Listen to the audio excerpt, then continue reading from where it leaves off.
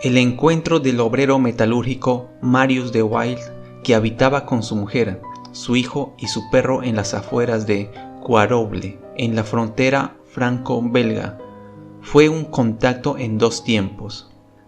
Marius contó: mi mujer y mi hijo acababan de acostarse y yo leía junto al hogar. El reloj de la pared marcaba las 10:30, cuando me sorprendió oír ladrar a mi perro Kiki.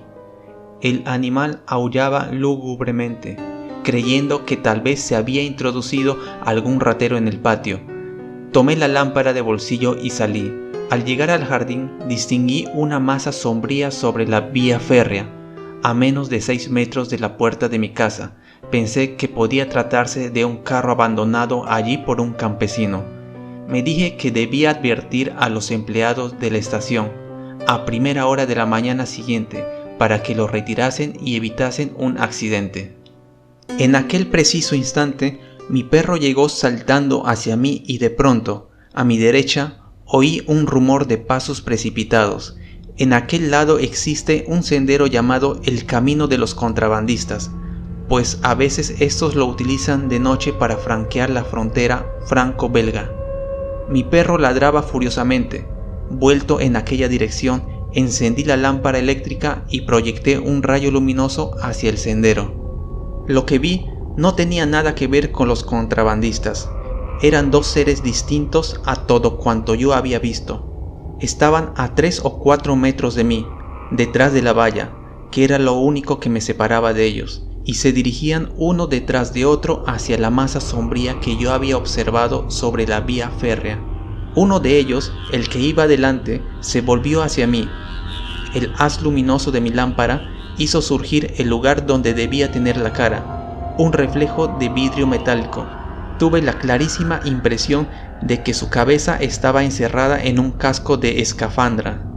Además, los dos seres vestían unos trajes similares a los de los buzos. Eran de muy pequeña talla, probablemente de menos de 1 metro, pero extremadamente ancho de hombros, y el casco que protegía la cabeza me pareció enorme. Vi sus piernas pequeñas, proporcionadas a su talla. Según me pareció, más por el contrario, no distinguí brazos. Ignoro si los poseían. Pasados los primeros segundos de estupor, me precipité hacia la puerta del jardín con intención de cortarles el paso, para capturar al menos a uno de ellos. Estaba apenas a 2 metros de las dos siluetas cuando brotó de pronto una especie de cuadrado que se abrió en la masa oscura que yo había distinguido sobre los rieles. Me cegó una iluminación potentísima, como la luz del magnesio. Cerré los ojos y quise gritar, sin conseguirlo. Estaba como paralizado. Intenté moverme, pero las piernas no me obedecían. Como en sueños, a 1 metro de mi ruido de pasos sobre la losa de cemento que hay frente a la puerta de mi jardín, eran los dos seres que se dirigían hacia la vía férrea. Por último, el proyector se apagó y readquirí el dominio de mis músculos. Eché a correr hacia la vía, pero la masa sombría que estaba sobre ella se elevaba ya del suelo, balanceándose ligeramente a la manera de un helicóptero. Sin embargo, pude ver cómo se cerraban una especie de puerta. Por debajo brotaba un espeso vapor oscuro con un ligero silbido. El aparato ascendió verticalmente hasta unos 30 metros de altura. Después, sin dejar de elevarse, se dirigió hacia el oeste, en dirección de Annecy. A partir de cierta distancia adquirió una luminosidad rojiza. Al cabo de 1 minuto desapareció en el horizonte. Este primer encuentro de Marius de Wilde, de 34 años, tuvo lugar el 10 de septiembre de 1954. Del aterrizaje quedaron huellas físicas sobre la vía férrea, 5 marcas idénticas, de unos 4 centímetros cuadrados de superficie cada una, causadas probablemente por las patas del aparato. Según los ingenieros ferroviarios de la SNCF consultados por la policía, la Gendarmería del Aire y la DST, Dirección de Seguridad del Territorio, para producir aquellas huellas hacía falta una presión producida por un peso de 30 toneladas. El segundo encuentro sucedió exactamente 1 mes después. El primer encuentro fue nocturno, este segundo ocurrió en pleno día. Marius narró: ocurrió entre las 11:30 y el mediodía. Mi hijo, de 3 años y medio, me pidió salir y entonces, a 50 metros de mí, vi un objeto idéntico al precedente, pero posado sobre otra vía esta vez.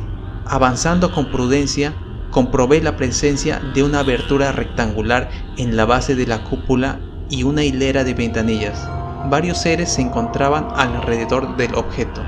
Uno de ellos, que parecía ser el jefe, se me acercó y ambos nos encontramos a unos 3 metros del aparato.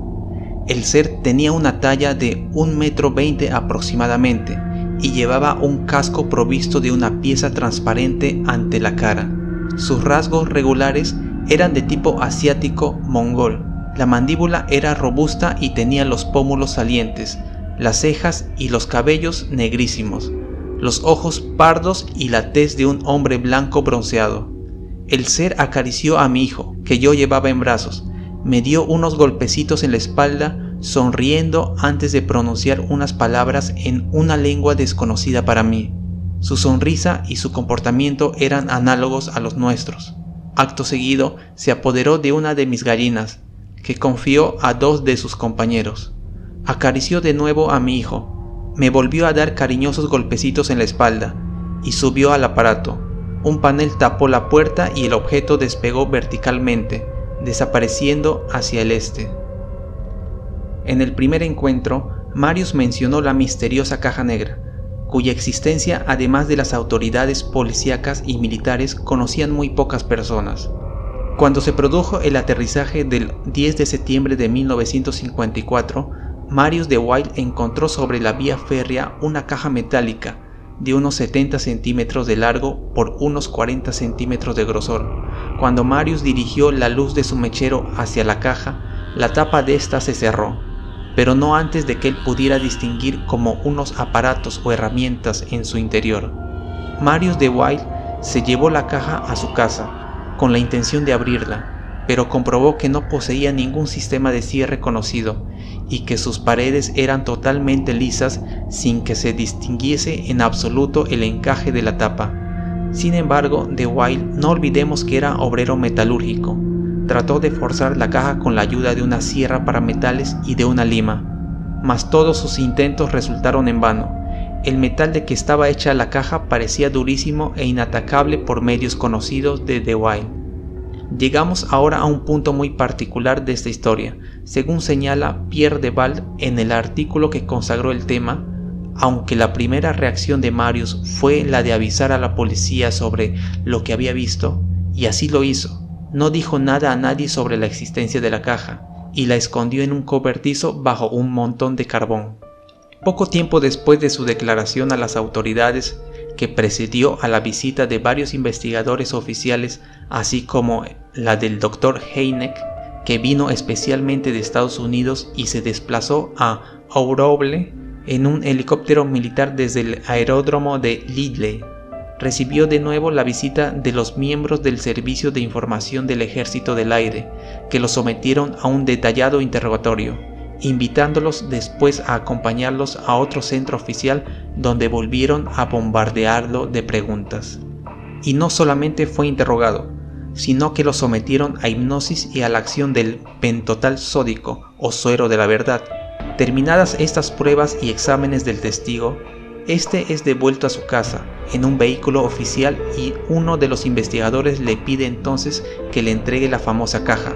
Marius de Wild se hizo el loco, pretendiendo ignorar su existencia, y entonces dijo: puesto que ustedes pretenden que tengo una caja escondida, búsquenla ustedes mismos. Uno de los oficiales fue entonces directo al montón del carbón y extrajo la caja oculta. Ante el asombro de Marius de Wild, quien sin duda había revelado la existencia de la misma bajo hipnosis, no recordando después de haberlo dicho. Tras esto se pierde totalmente la pista de este extraordinario objeto, prueba incuestionable de la visita de extraterrestres. No sabemos qué hicieron con ella las autoridades ni si consiguieron abrirla. La extraordinaria aventura de Marius, comenta Del Val, no le valió honores ni riquezas. Vive actualmente en La Turena, en casa de su hijo, casado y padre de familia y rodeado por algunos amigos. En cuanto al ramal ferroviario PN79, que fue teatro de fantásticos acontecimientos, fue suprimido y ya no queda nada de la vida férrea ni de la casita que se levantaba a su vera, donde vivía de Wilde en 1954. Con un brazo amputado por accidente laboral, Marius de Wilde no puede considerarse como uno de los contactados más afortunados. A esta mutilación se le añaden ciertas dificultades de expresión que, sin embargo, no le impiden pensar con claridad. La extraña experiencia que vivió en 1954 lo marcó para toda su vida, como ocurre en tantos casos de encuentro con estos seres. Este encuentro con otra realidad marca de manera indeleble a los que lo sufren, para bien o para mal.